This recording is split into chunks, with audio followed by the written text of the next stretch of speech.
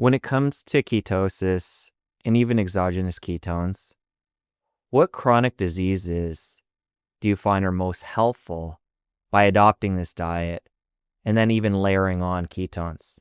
To me, a few things that come to mind: diabetes, Yep. cancer, Yep. epilepsy, Yep. dementia. I could probably keep going, but what do you see being most beneficial? I think the list is great. So I would go down to like what's the root cause of all these diseases like inflammation, insulin resistance, right? A lot of things is it boils down to the deficiency in glucose metabolism, that your body can't take in enough glucose or can't metabolize enough glucose due to dysfunctional metabolism. And because of that, providing ketones in there will then provide that auxiliary fuel and provide the get out of jail card, if you would, and let these organs to function as it would normally do and have the energy it needs to function without glucose. There are other areas that I didn't even know, right? That ketones could be beneficial. For example, earlier I said about the paper on kidney protection, renal protective.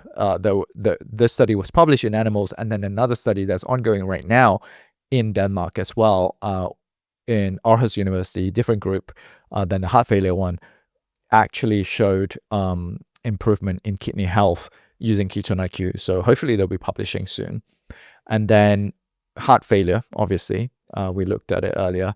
The fact that a failing heart, this is an interesting fact. As I said earlier, a normal heart would metabolize fat mainly for energy. However, in a failing heart, in people after heart attack, and the heart is essentially failing and not able to pump enough blood to your body, they actually saw an increase in ketone metabolism in the failing heart, regardless what diet this person is on.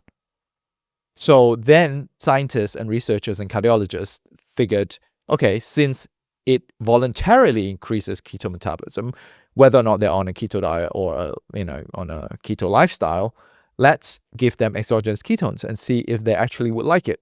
And it showed that they loved it, and they increased the clinical outcomes of these patients.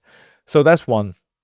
And then in conjunction with Alzheimer's and dementia, we're also looking at traumatic brain injury. We just submitted a grant with the Naval Health Research Center based in San Diego. I'm actually invited to talk at a symposium next February for them to look at ketones and TBI, concussion, because what we have seen is that metabolically, these TBI cases are very similar in the metabolic profile to that of Alzheimer's patients, is in that they are not very flexible in terms of energy metabolism, and they are deficit in energy, and they can't metabolize glucose as much, or they need a lot of energy in order to mitigate that damage from the concussion. So there is TBI with regards to neurodegenerative diseases, and then heart attack, obviously heart failure, with regards to diabetes and obesity. That's cardiovascular disease, and diabetes are always very much linked. In fact, if you have diabetes, you have, I believe, 4 times higher risk of cardiovascular disease. And we also looked at sleep apnea. We had a grant that almost got funded with Johns Hopkins, because they found that keto diet actually improves sleep apnea, obstructive sleep apnea. So people who snore, most of them have sleep apnea, and it affects their body's ability to absorb oxygen because there's not enough oxygen going in. So at night, throughout the night, they're getting way lower oxygen saturation than they should. And over time, it increases risk for obesity, cardiovascular disease, or even mortality. So we submitted a grant to NIH looking at using ketone-iq for improving sleep apnea. But at the moment, we're running a pilot ourselves and then resubmitting the grant. We are also looking at fatty liver disease. So as I said earlier, some parties out there talking about how ketonediol may be bad for liver because it converts BDO into BHB. We are actually seeing preliminary results, that it helps with fatty liver disease. So we decided to design a whole study around this and submit it to NIDDK, the National Institute of Diabetes, something and kidneys, and so we're looking at improving fatty liver disease patients with ketone-iq, which would be super interesting. We're also looking at migraine, spreading depolarization. That is a much earlier stage study. We are still looking for proof of concept in animals to begin with, and then we'll move on to human studies. And then the last grant that we are also in the process right now that has been submitted in September is bipolar disorder with the University of Pittsburgh Medical Center. That is a very interesting study because this PI, principal investigator, that we're working with, Dr. Mary Phillips, she is a very renowned psychiatrist in the world, not just in the US, in the world. And she already has a $6 million grant from the Bazuki Group looking at bipolar disorder and solving bipolar disorder using keto diet. So she and I sort of spoke and we thought it'd be a great idea to add ketone-iq to the mix for people who can't be on a keto diet or who can't adhere to the diet, and to really supplement that lifestyle for these bipolar patients. And metabolic psychiatry is a real thing now, and it has sort of come to light via, I think Dr. Chris Palmer from Harvard talks a lot about this a few years back when he released his book, Brain Energy. And, he was like, oh yeah, the psychiatrist community think that, he's crazy and going against all the teachings.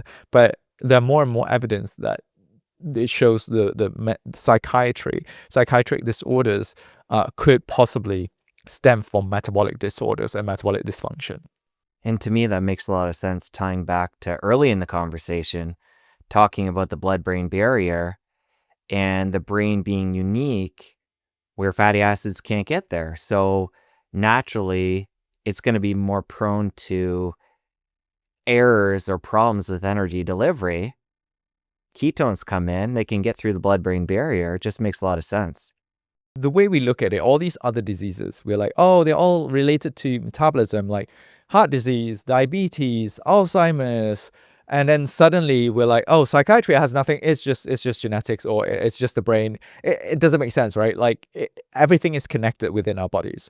So if something is wrong in your gut, something is wrong in your metabolism, something is wrong on a fundamental like metabolic level, it will affect your brain to a certain degree. Now we are like just scraping the surface of understanding how it would affect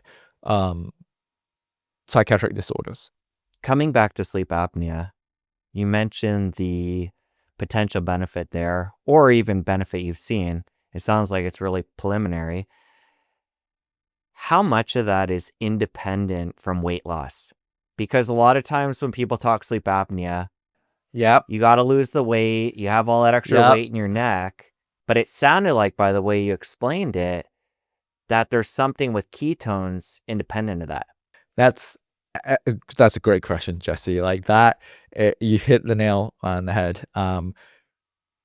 They did the analysis and they made sure that, I asked the same question too.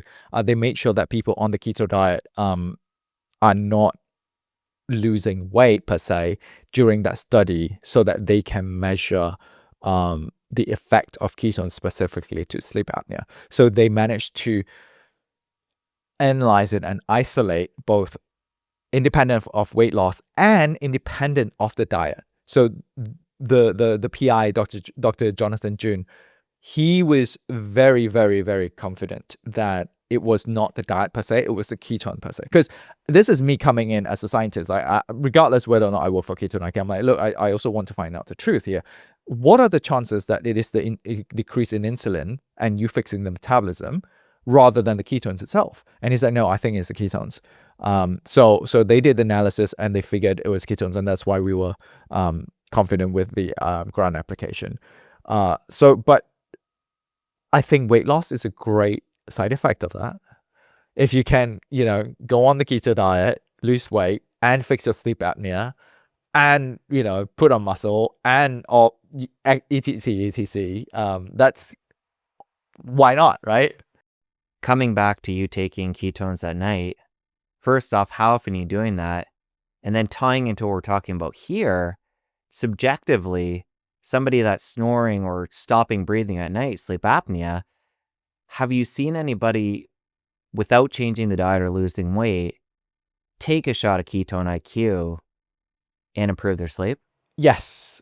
So the second question, yes, we have people who are very adamant in like measuring their sleep and all that are usually athletes and like people that we work with who are, partners who do CrossFit and generally like healthy, fit people, and they have seen acute effect of that just by taking one shot. Or like there's a speed skater, Victor Thorup.